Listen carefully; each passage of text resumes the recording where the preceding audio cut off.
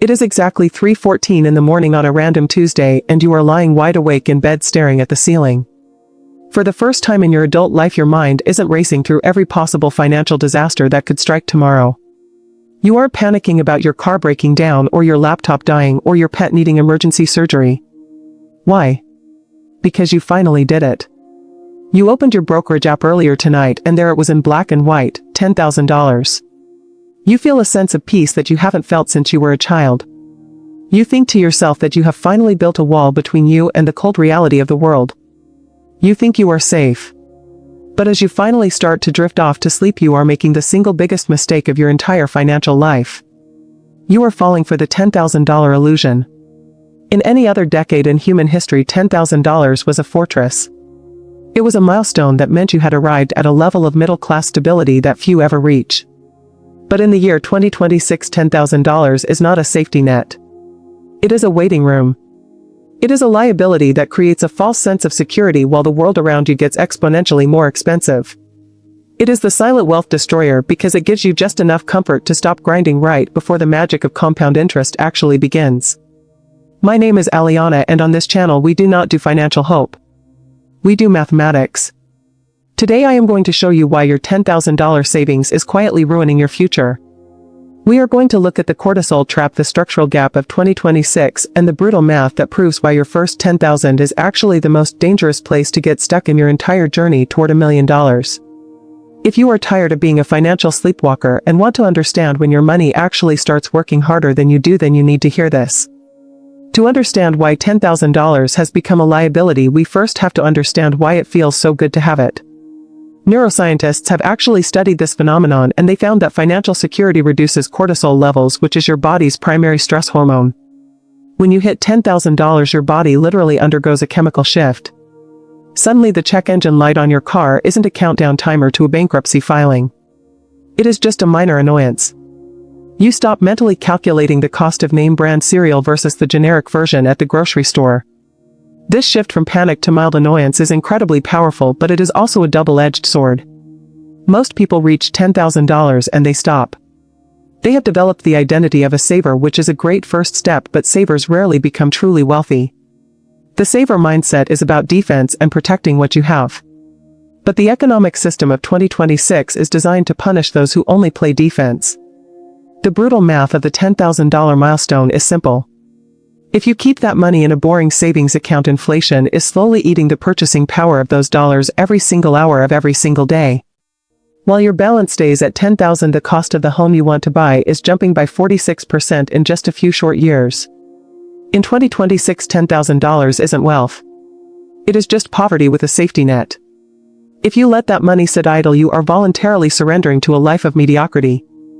You have built the foundation of a house, but you have decided to live in the basement instead of actually building the rooms above you. You are in the waiting room of wealth, and the longer you stay there, the more of your life you are wasting. Let us look at the world you are living in right now, because the math of 2026 is fundamentally broken for the average person. The median existing home price in the United States has hit roughly $418,000. Back in 2019, that same house was $272,000. That is a massive jump in a very short window of time. Meanwhile, mortgage rates have climbed from pandemic lows of 2.6% to well over 6%. What does this mean for your $10,000? It means that your savings have become mathematically irrelevant for the major life milestones you actually care about. The old rule of thumb was a 20% down payment on a $500,000 house that is $100,000 in cash. Your $10,000 savings leaves you $90,000 short. Even if you go with a 5% down payment, you are looking at $25,000 just for the down payment, and that doesn't even include closing costs or moving expenses. We are living through what I call a structural gap, where the average American family is $22,000 per year short of even qualifying for the average house. If you are sitting on $10,000 and thinking you have made it, you are ignoring the fact that the median first-time homebuyer is now 40 years old. In the early 1990s, that age was 28. That 12-year delay in home ownership cost you roughly $150,000 in lost lifetime equity from the appreciation you missed out on. And it is not just housing. Look at the car payment trap that is currently strangling the middle class. The average new car payment is over $700 a month. For the trucks and SUVs that people love to drive, it is routinely over $1,200 a month. If you have $10,000 in the bank, you might feel like you can afford a $1,200 payment because you have a cushion. But if you run the numbers over a 7-year loan, that truck will cost you $130,000. At the end of that loan, the truck will be worth $15,000. You have essentially traded your $10,000 seed money for a depreciating liability that consumes 30% of your take-home pay. Your $10,000 is a liability because it gives you the confidence of the poor. It makes you feel like you can handle these middle-class traps when in reality you are still just one bad transmission or one medical deductible away from being back at zero. The real reason $10,000 is a wealth destroyer is the opportunity cost of capital. In the world of finance, every dollar has a job. When that dollar sits in a savings account, it is unemployed. The truly wealthy do not manage money. They manage momentum. Let us look at the snowball effect of compound interest, which many call the eighth wonder of the world. Reaching your first $100,000 takes about 12 years of consistent contributions. It is the hardest part of the entire journey because you are doing 62% of the heavy lifting yourself. But once you hit 100,000, you are already 1/3 of the way to $1 million in terms of time. The journey from 100,000 to 200,000 only takes about 6 years. And the journey from 250,000 to $1 million takes the same amount of time it took you to get to the first 250,000. Your $10,000 is a liability because it is the point where most people get comfortable and stop.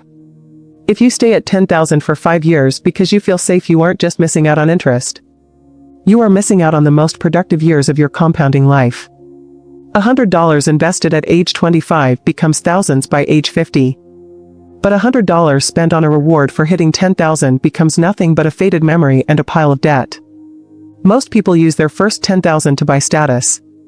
They buy the luxury version of a life they haven't earned yet. They buy the newest iPhone every 2 years when their old one works fine. They spend $100 on a dinner out just to feel successful. These little leaks seem reasonable because you have $10,000 in the bank. But a $5 daily coffee habit isn't just $5. It is $53,000 in future wealth lost over 20 years. Your $10,000 is a liability because it makes those $5 decisions feel safe when they are actually financial poison. So how do you stop your $10,000 from becoming a destroyer? You have to change your identity from a saver to an owner. A saver keeps $10,000 for a rainy day. An owner uses $10,000 to buy options. When you have $10,000, you have what I call walking away money. It is not enough to retire, but it is enough to say no to a toxic boss or a dead-end job. It gives you the breathing room to negotiate from a position of strength rather than desperation. But walking away money only works if you don't spend it on stuff.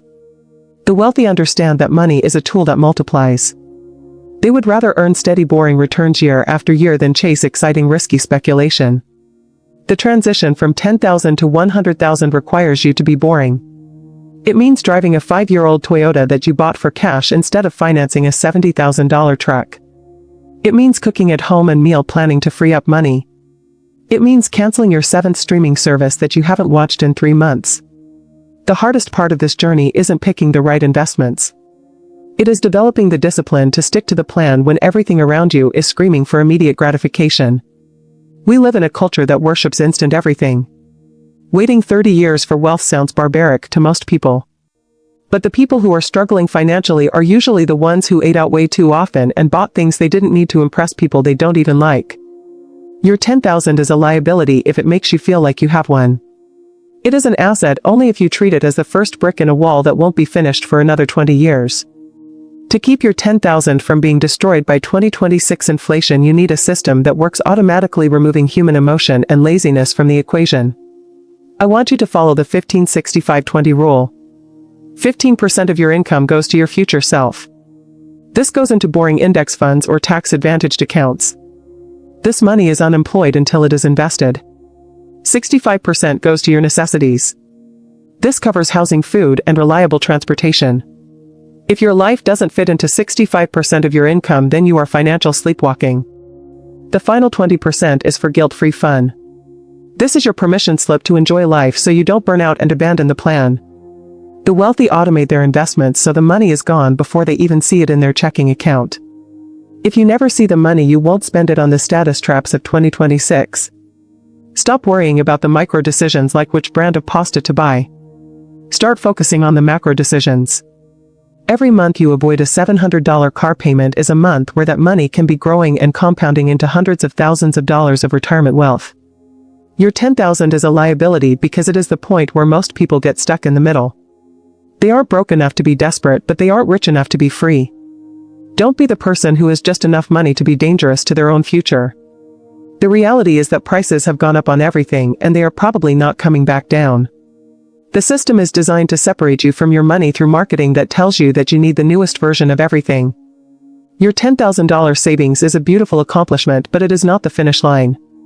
It is the starting block. If you use that money to buy status, you will spend your 40s and 50s scrambling to catch up. But if you use it to buy momentum, you will eventually reach a point where your money earns more in a day than you do in a month. You can either look rich or be rich, but for most people you cannot do both.